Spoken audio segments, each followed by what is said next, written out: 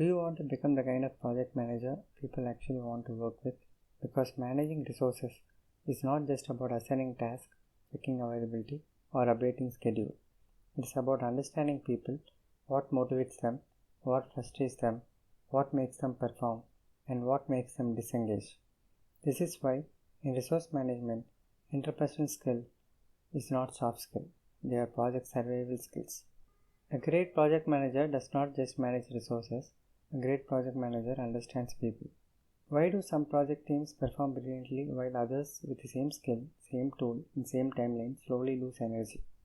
The answer is often not technical, it is human. Motivation, trust, recognition, leadership style, team needs, achievement, power, affiliation, and interpersonal skills can decide whether project team becomes highly performing or completely disengaged.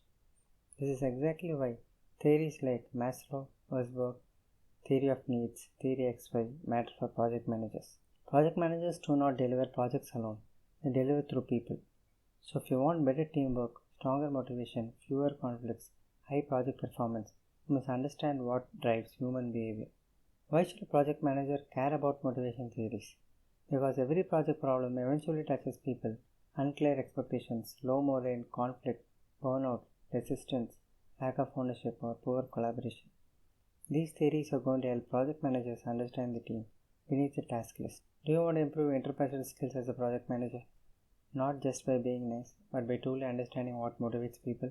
You as a project manager is building a team, motivating individuals, resolving conflicts, managing expectations, creating an environment where people can perform at the best. Have you ever wondered why one team member works best when given freedom while another needs close guidance? Why does one person feel motivated by recognition, another by responsibility, and another by achievement? Those of you who are planning for PMP, years in PMP exam track, PMP exam will usually not ask what is theory X or name the 5 levels of Maslow hierarchy. Instead, it gives you a situation. A team is demotivated, a high performer feels ignored, a junior member is afraid to make decisions, a stakeholder is frustrated, a team member wants more responsibility, another team member is not participating. And the question is going to be, what should the PM do next? Today we decode 4 powerful motivation theories. In project management, people do not perform only because a schedule says so. They perform when they feel clear, respected, supported, trusted, and motivated. A project manager is a leader, a coach, a facilitator, a servant leader, problem solver, sometimes even a motivator in chief. These theories connect with team development, conflict management, emotional intelligence, servant leadership, stakeholder engagement, recognition rewards, collaboration, empowerment, and building high-performing teams. Let's begin with Theory X and Theory Y. McGregor's Theory X and Theory Y explains 2 different assumptions managers may have about people.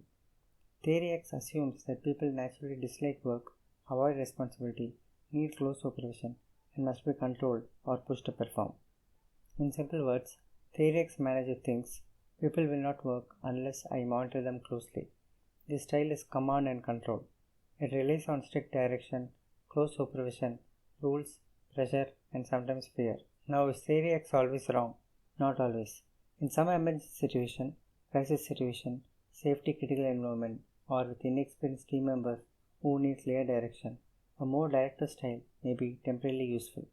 But from a PMP mindset, the project manager always behaves with Theory X assumption. It can damage motivation, creativity, ownership, trust. For agile, hybrid, and modern project environment, excessive Theory X thinking is usually a red flag. Let's talk about Theory Y. Theory Y assumes that people can be self-motivated, responsible, creative, and capable of self-direction when the right environment exists. A Theory Y manager thinks people want to do meaningful work. My job is to create the conditions where they can succeed. This matches the servant leadership mindset more closely. Theory Y encourages trust, empowerment, collaboration, ownership, coaching, delegation, and team autonomy. For situational questions, when the team is skilled and capable, project manager should not micromanage. The better action is usually to empower the team, remove impediments, facilitate collaboration, provide support, and allow the team to make decisions within agreed boundaries. Let's take a PMP style situation. A project manager notices that a senior developer is frustrated because every technical decision has to be approved by the project manager. The developer feels there is no trust. What should the PM do? A weak answer would be continue approving in everything to ensure control. A better PMP answer would be empower the team member to make technical decisions within defined project guidelines. Why? Because this reflects theory Y. The project manager trusts capable people, creates boundaries, and supports self-organization. Some answers may sound responsible because they involve control. This is the PMP trap. For example, monitor the team more closely, require daily status report from each individual, escalate to functional manager, replace low performing member. But PMP often prefers the answer that first builds trust, investigates the cause, coaches the person, or empowers the team. So remember, theory X equal to control first, theory Y equal to trust, empower, and support. Theory Y usually aligns better with modern leadership, especially in agile and hybrid environments. Moving on to the next theory, Maslow's hierarchy of needs. Maslow suggested that people are motivated by different levels of needs. The 5 levels are physiological needs, safety needs, social needs, esteem needs, and self-actualization. In a project environment, these needs help us understand why people behave the way they do. If you look at physiological needs, these are basic human needs like rest, food, physical comfort, basic working condition. In project management, this may connect to reasonable working hours, avoiding burnout, providing basic tools, ensuring people are not overloaded, and respecting the work-life balance. If a team is exhausted, no motivational speech will fix the problem. A tired team does not need a poster on the wall. They need sustainable workload, realistic planning, and support. PMP mindset is, if the team is burning out, PM should not simply push harder. The PM should evaluate workload, remove blockers, adjust expectation, protect the team from unsustainable pressure. If you look at level 2, which is about safety needs, safety means job security, psychological safety, role clarity, freedom from fear. In projects, safety includes clear expectation, safe communication, no blame culture, fair treatment, and confidence that raises issues will not lead to punishment. If a team member hides a problem because they fear blame, the project manager must build a safe environment. The PM should encourage transparency, not punishment. The PMP mindset is create psychological safety so people can speak honestly about risk, mistakes, issues, and concerns. The third level being social needs. Social needs are about belonging, teamwork, relationship, and inclusion. In project, this appears as team bonding, trust, collaboration, inclusion of virtual team members, and making contractors or remote workers feel part of the team. For PMP, this is important because a project team is not just a collection of resources. It is a group of people who must collaborate to deliver value. If external contractors feel excluded, project managers should welcome and involve them as part of the team. If remote members feel isolated, project managers should improve communication and team connection. Let's move on to level 4, which talks about esteem needs. Esteem needs are about respect, recognition, appreciation, confidence, and achievement. In project management, this connects directly to recognition and reward. Team members want to feel that their work matters. A key PMP point, recognition should be fair, timely, and meaningful. If one key team member is accidentally left out of recognition, the PM should not ignore it. The PM should transparently explain the situation and ensure the person receives proper recognition. Why? Because fairness affects motivation. Recognition is not decoration. Recognition protects trust, morale, and team performance. The last level is self-actualization. Self-actualization is about reaching one's potential. In project, this means challenging assignments, growth opportunities, innovation, ownership, learning, mentoring, and allowing people to solve meaningful problems. High-performing team members often want more than salary. They want growth, they want autonomy, they want challenging work, they want to contribute. So, if a team member is capable and wants more responsibility, the PMP aligned project manager should consider delegation, mentoring, and growth opportunities. Let's take an example of a PMP exam. Suppose a team member says, I feel like I am only doing repetitive tasks. I want to contribute more. A poor answer would be, tell the team member to focus only on assigned work. A better answer would be, discuss the team member's development goals and identify opportunities for more challenging work. That connects to esteem and self-actualization. The PMP trap with Maslow is thinking motivation is only about money. Money matters, but it is not the only motivator. In PMP questions, team motivation may require trust, belonging, growth, role clarity, empowerment, recognition. So what you need to remember is, if basic needs are missing, fix the environment. If people feel unsafe, build trust. If people feel excluded, improve belonging. If people feel ignored, recognize them. If people feel stuck, support growth. This is Maslow from a PM perspective. Let's move on to theory of needs. This theory says people are mainly motivated by three needs. The first one is the need for achievement. Second one is the need for affiliation. Third one is the need for power. In PMP, this is very useful because not every team member is motivated by the same thing. A good project manager observes what drives each person and adapts leadership accordingly. If we talk about the need for achievement, people with high need for achievement want to accomplish challenging goals. They like clear targets, measurable progress, feedback, problem solving, and personal accomplishment. They do not want vague work. They want meaningful challenges. For these team members, PM can motivate them by giving challenging assignments, clear success criteria, regular feedback. But be careful, do not overload them just because they are capable. High achievers can burn out if PM keeps giving them all of the difficult work. The PMP mindset should be challenge them, recognize them, and balance workload fairly. Next one is the need for affiliation. People with high need for affiliation value relationship, teamwork, harmony, and belonging. They enjoy collaboration and positive team culture. For these people, conflict, isolation, or lack of inclusion can reduce motivation.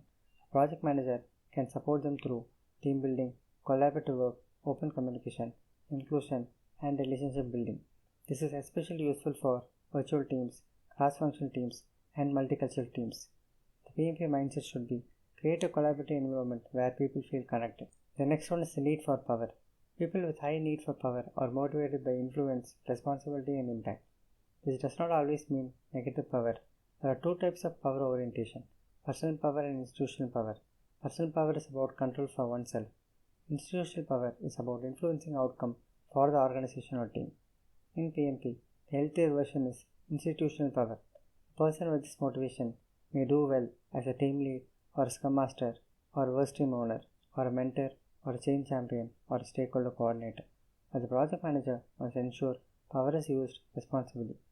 If someone dominates others, the PM should coach the behavior and protect team collaboration. If we talk about PMP exam, suppose a team member consistently volunteers to lead discussion and influence decision, and sometimes interrupts others. What should the PM do? A poor answer would be remove the person from the team. A better answer would be coach the team member on collaborative leadership and assign responsibility in a way that supports the team. Why? Because the PM recognizes the person's need for influence but guides it constructively. The PMP trap is treating everyone the same. A high achievement person may want a challenge. A high affiliation person may want connection. A high power person may want influence and responsibility. The PM should not use one motivation strategy for everyone. PMP expects adaptive leadership. So remember, achievement means challenge and feedback. Affiliation means belonging and relationship. Power means influence and responsibility. The PM job is to match motivation style with the right leadership approach. If you look at the next theory, Herzberg's two-factor theory, this is one of the most practical theory for PMP. Herzberg says job satisfaction and dissatisfaction are influenced by two different categories: hygiene factors and motivators. This is important because removing dissatisfaction does not automatically create motivation. Let us understand this. What do you mean by hygiene factors? Hygiene factors are things that can cause dissatisfaction if they are missing or poor. Examples include salary, company policy, working condition, job security, supervision quality, team relationship, and basic project environment. If hygiene factors are bad, people become unhappy. But if hygiene factors are good, people may not automatically become highly motivated. They may simply stop being dissatisfied. For example, if the team lacks proper tools, fixing the tool issue removes frustration, but it may not create deep motivation. It just removes a blocker. In PMP terms, hygiene factors are often related to removing impediments and creating a stable work environment. Motivators are factors that create real satisfaction and engagement. Examples include achievement, recognition, responsibility, growth, meaningful work, advancement, and personal development. These are the things that make people feel proud and energized. For PMP, motivators connect strongly to recognition rewards, empowerment, team ownership, coaching, mentoring, career development, and servant leadership. Let's take an example of PMP exam. Imagine a situation. A project team has the right tools, fair policies, and good working conditions, but team members still seem disengaged. What should the PM consider? The PM should look for motivators. Are team members recognized? Do they have ownership? Do they understand the purpose of work? Are they growing? Are achievements celebrated? Do they feel responsible for outcomes? This is Herzberg in action. Fixing hygiene factors prevents dissatisfaction. Adding motivators creates engagement. Let's talk about PMP trap. The PMP trap is assuming that salary or working conditions alone solve motivation problems. For example, a team member feels unappreciated after working overtime to solve a major issue. A weak answer might be give them better equipment, but the real issue is recognition. A better PMP answer would be recognize the contribution appropriately and discuss how to support the team member going forward. That addresses the motivator. Now let's connect the theories together. McGregor helps you understand the project manager's leadership assumption. Do you assume people must be controlled, or do you assume people can be trusted and empowered? PMP usually favors theory Y: trust, empower, coach, and support. Maslow helps you understand the level of need. Is the person exhausted? Do they feel unsafe? Do they feel excluded? Do they need recognition? Do they need growth? PMP expects the PM to identify the human need behind the behavior. McClelland helps you understand personal drivers. Does the person want achievement, belonging, influence? Adaptive leadership. Different people are motivated differently. Herzberg helps you separate dissatisfaction from motivation. Are the blockers causing frustration? Or does the team need recognition, ownership, and growth? PMP expects the PM to remove obstacles and create motivating conditions. Situational question mindset that you should remember. When a motivation question appears, do not jump to punishment, escalation, replacement, or command and control. First ask, what is the real need? Is the person lacking clarity? Is the person lacking trust? Is the person lacking recognition? Is the person lacking growth? Is the team environment unsafe? Is the workload unreasonable? Is the team member motivated by achievement, affiliation, or power? Is this a hygiene issue or a motivator issue? This is how PMP wants you to think.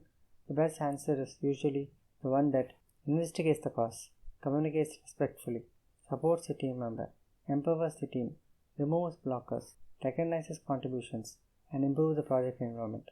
Let us take up a PMP style scenario. A project team has completed a different milestone. The team worked extra hours, resolved major technical issues, and delivered successfully. However, the project manager immediately assigns the next task without acknowledging the effort. In the next sprint, the team seems less engaged. What should the PM do? The best action is not to pressure the team more. The best action is to recognize the team's contribution, discuss workload and morale, create a sustainable plan for the next work cycle. Which theories apply? A Maslow is applied here, where esteem needs were ignored. Herzberg, where recognition is a motivator. Theory Y, the PM should treat the team as a responsible professional, not machine. This is exactly how PMP questions combine theory with real project judgment. Here's the final lesson. Motivation theories are not just academic concepts. For PMP, they are decision-making tools. Theory X and Theory Y teach you how leadership assumptions affect team behavior. Maslow teaches you to identify the level of human need. McClelland teaches you that different people are motivated by different drivers. Herzberg teaches you that removing dissatisfaction is not the same as creating motivation. A strong project manager does not simply ask, how do I make people work? A strong project manager asks, what environment helps people perform at their best? And that is a PMP mindset. You need to lead with trust, understand the person, remove obstacle, recognize effort, support growth, and build a team that does not just complete tasks, but delivers value with energy, ownership, and confidence. So the next time you see a question about a demotivated team member, do not just look at the theory name. You need to look for the human need behind the behavior. PMP does not test whether you can memorize motivation theories. It tests whether you can lead people. You come to the end of the podcast. Subscribe for real project mastery. Thank you for tuning in.